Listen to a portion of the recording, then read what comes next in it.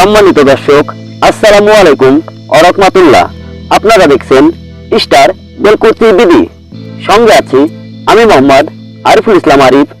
চলুন দর্শক, জেনে নেই ফুটবলের সবথেকে পুরনো টুর্নামেন্ট কোপা আমেরিকার ইতিহাস। সব ঠিক থাকলে আগামী 20 জুন মার্কিন যুক্তরাষ্ট্রে অনুষ্ঠিত হতে যাচ্ছে কোপা আমেরিকার 48তম আসর। 16 দলের আসরে অংশগ্রহণ করবে যেসব দল: গ্রুপ এতে আছে বর্তমান বিশ্ব চ্যাম্পিয়ন আর্জেন্টিনা, পেরু, চিলি এবং কানাডা। গ্রুপ বিতে আছে Mexico, Ecuador, Venezuela, Jamaica. Group সিতে আছে আয়োজক দেশ আমেরিকা, উরুগুয়ে,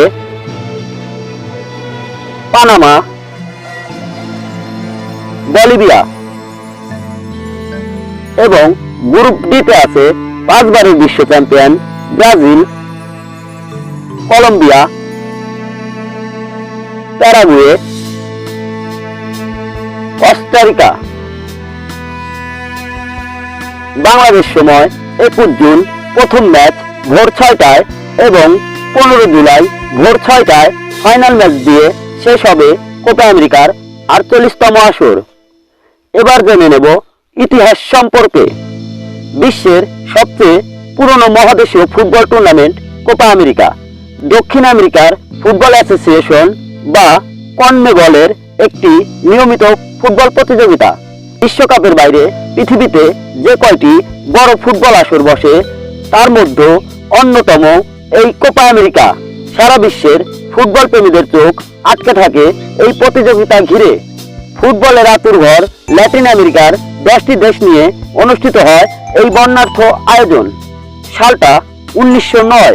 মে বিপ্লবের শতবর্ষ পূর্তি উপলক্ষে আর্জেন্টিনা ফুটবল অ্যাসোসিয়েশন প্রতিবেশী দেশ উরুগুয়ে আর চিলিকে নিয়ে আয়োজন করে একটি ফুটবল টুর্নামেন্ট, যার নাম রাখা হয় কোপা সেন্টেনারিও রিভলিউশন ডি মেয়ো। কেবল দক্ষিণ আমেরিকা নয়, বিশ্ব ফুটবলেও এমন প্রতিযোগিতার আয়োজন এর আগে কেউ কখনো দেখেনি। একই শহরে 2 মাঠে অনুষ্ঠিত ইতিহাসের প্রথম সেই আন্তর্জাতিক ফুটবল টুর্নামেন্ট শিরোপা জয় করে আর্জেন্টিনা। যদিও পরবর্তীতে 1917 সালে প্রতিষ্ঠিত দক্ষিণ আমেরিকান ফুটবল সংগঠন কনমেবল ওই প্রতিযোগিতার আনুষ্ঠানিক স্বীকৃতি দেয়নি, কিন্তু জনমানুষের কাছে ফুটবল ছড়িয়ে পড়েছিল ব্যাপকভাবে। আর তাই আর্জেন্টিনাও সাহস পেয়েছিল আরো বড় পরিসরে টুর্নামেন্ট আয়োজনের। ওই টুর্নামেন্টের 7 বছর পরে আর্জেন্টিনা ফুটবল অ্যাসোসিয়েশন আবারও একটি বড়সড় টুর্নামেন্টের আয়োজন করে। আর আগের 3 দলের সঙ্গে দল হিসাবে যুক্ত হয় ব্রাজিল। টুর্নামেন্টের নামটিও রাখা হয় বাহারিভাবে সাউথ আমেরিকান চ্যাম্পিয়নশিপ। পরবর্তীতে সেই ফুটবল আসরটি স্বীকৃতি পায় কোপা আমেরিকার প্রথম আসর হিসাবে। অর্থাৎ ফিফা বিশ্বকাপ ফুটবল প্রতিযোগিতার বেশ আগেই এই টুর্নামেন্ট শুরু হয়। তবে প্রথমবারের মতো কোপা আমেরিকার সব দলের অংশগ্রহণ দেখতে অপেক্ষা করতে হয়েছিল 1975 সাল পর্যন্ত। আর সেটা সম্ভব হয়েছিল টুর্নামেন্টের ফরম্যাটের কারণে। কোনো নির্দিষ্ট দেশে টুর্নামেন্ট আয়োজন না করে সেই খেলা হয়েছিল হোম এবং অ্যাওয়ে ভিত্তিতে। 1975 সালে টুর্নামেন্টটাকেই সত্যিকারের অর্থে কোপা আমেরিকা বলা যায়।